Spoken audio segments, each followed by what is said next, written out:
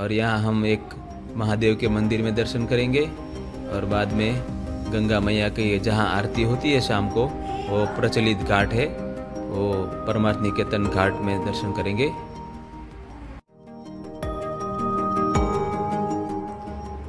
यहाँ पे हम जब नीलकंठ महादेव से वापस आए थे गरुड़ चट्टी होकर, तभी शाम को आरती का दर्शन किया था।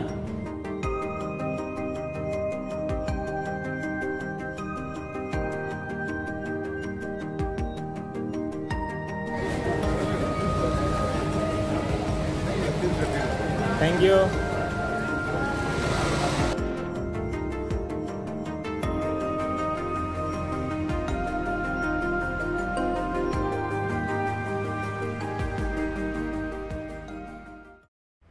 दोस्तों अभी हम परमार्थ निकेतन परिसर में है। देखिए यहाँ कितना बढ़िया व्यू है और बताइए आपको कैसा लगा।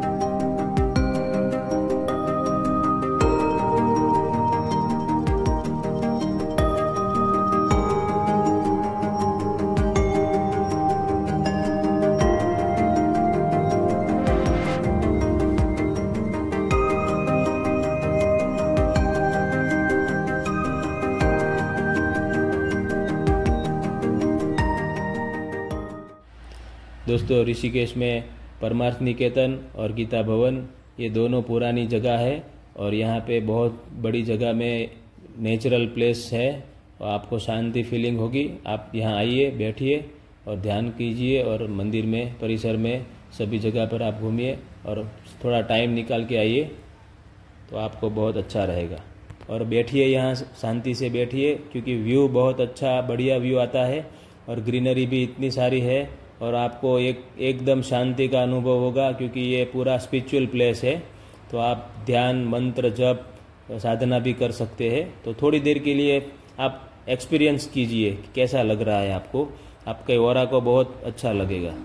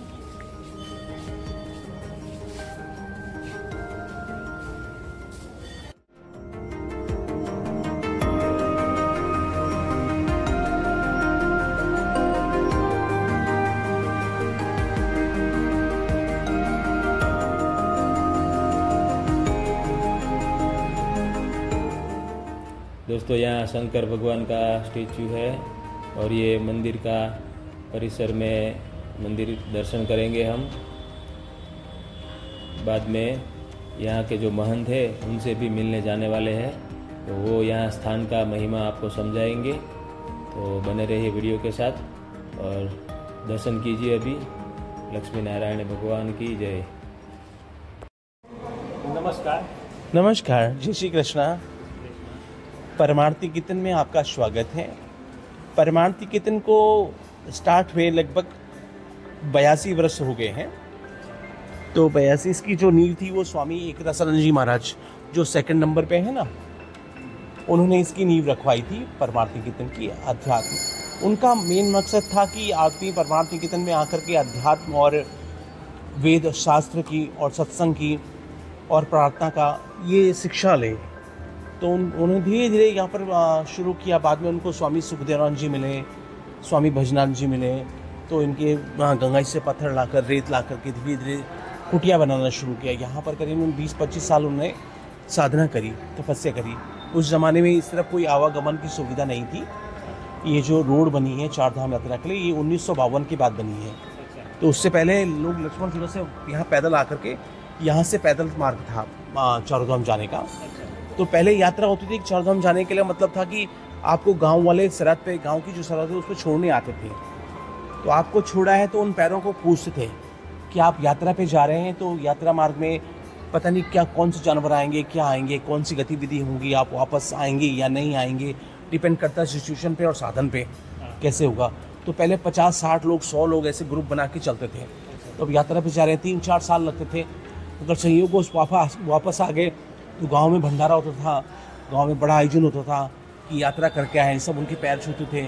तो एक यात्रा की खास अवधि होती थी।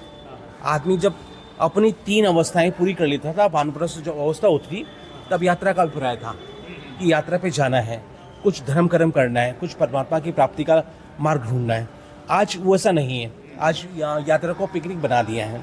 मतलब पिकनिक पे जाते हैं, चलो बेटा कहाँ चले, तुम्हें बर्फ़ दिखाते हैं, तुम्हें घूम के साथ घुमा लाते हैं, मतलब घुमा लाते हैं, मतलब ये नहीं भगवान के दर्शन कर लेते हैं। तो आज ये सिद्धांत है व्यक्ति का, घर से सुबह तैयार हुआ, शाम को चलो कल वापस आ जाएंगे।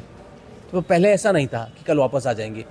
आज जा रहे हैं, पता नहीं अब कौन सा 3 साल में, 4 साल में, या वहीं रहेंगे, हिमालय में रहेंगे। तो पहले कोई मोह नहीं था। 3 अवस्थाएं झेलने के बाद आदमी का कोई मोह नहीं था। तो चौथी अवस्था थी वानप्रस्थ की अवस्था थी। तो वानप्रस्थ में ये था कि भजन कीर्तन ही करना है, भगवान का ध्यान करना है। तभी तो वो जमाना बहुत सतयुग था, बहुत अच्छा था। आज का युग क्या है, दोहरी चरित्र का है। आज हम जाते हैं तो हमारा मन वहाँ भी लगा रहता है और भगवान के उसमें भी लगा रहता है कि भगवान की भक्ति भी करें, और ये देखते दूध भी बोल रहा है नहीं बोल रहा है, हमारा कहीं दूध निकल ना जाए।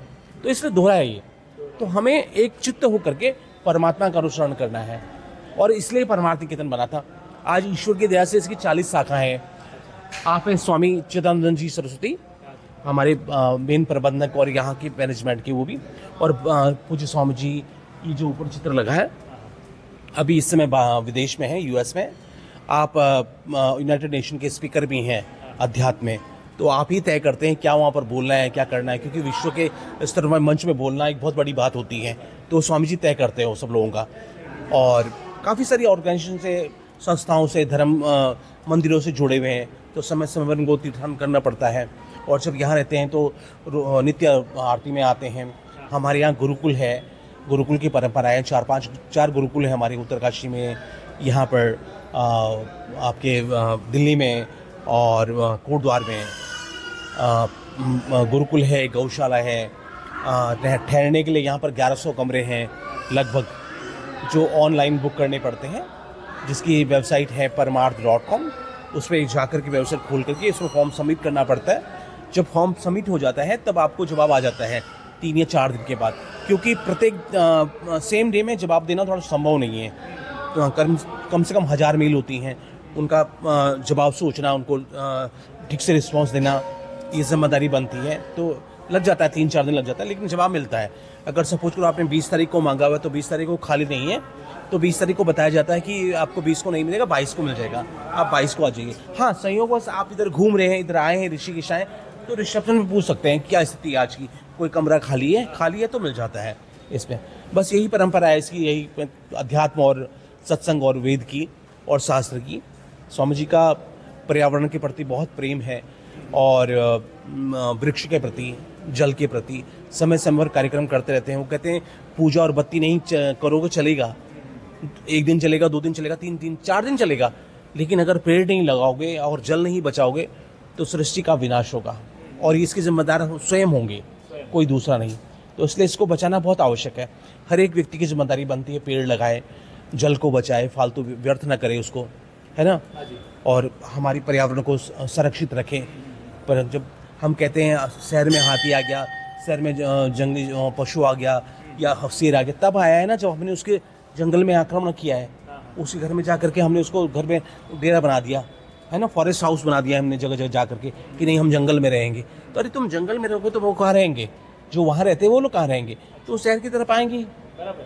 चलिए, बहुत ढेर सारी शुभकामनाएं आपको, मंगल कामना के साथ। जय श्री कृष्ण। पर्यावरण फ्री के लिए भी, वो प्लास्टिक फ्री, बिल्कुल इन सब चीज़ों के लिए और ये बहुत आवश्यक है। मंदिर के घुमंड में श्री कृष्ण भगवान के चरित्र है, तो देखते रहिए और पढ़ते रहिए।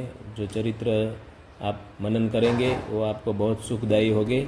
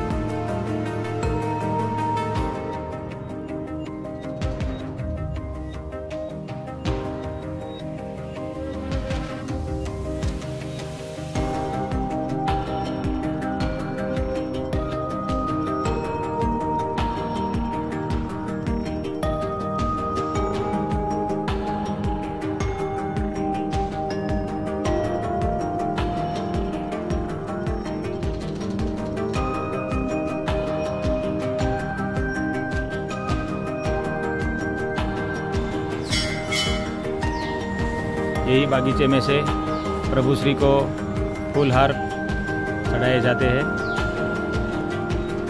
गीता भवन ऋषिकेश के ठहरने के लिए रूमें हैं, यात्रिक लोग यहाँ ठहरते हैं।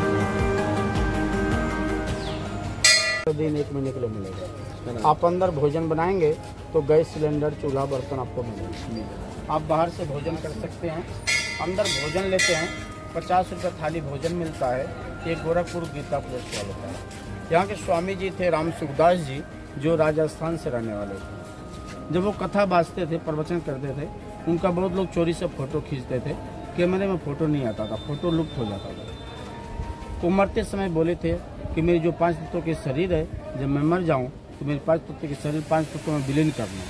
तो उनको जलाया गया था। बाकी कोई साधु संत मरता है तो उनको जल समाधि दिया जाता है। इस आश्रम के स्वामी जी थे राम सुखदास जी, जो राजस्थान से रहने वाले थे। ये सामने जो बड़ा पेड़ आप देख रहे हैं, एक कदम का पेड़ है।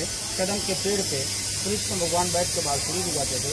सभी लोग प्रणाम करेंगे कदम के पेड़ पे।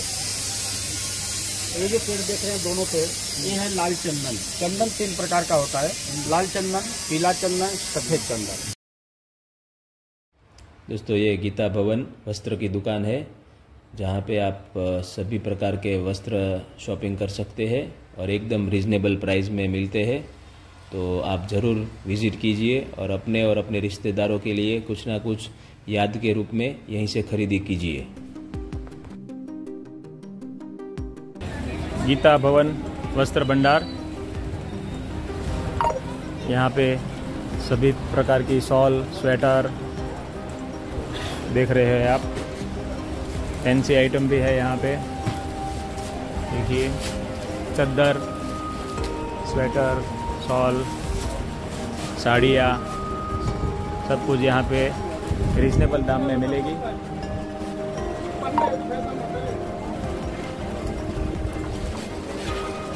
लेडी के कंबल है, स्वेटर है, लेडीज़ लोगों के लिए साड़ियाँ है, देखिए।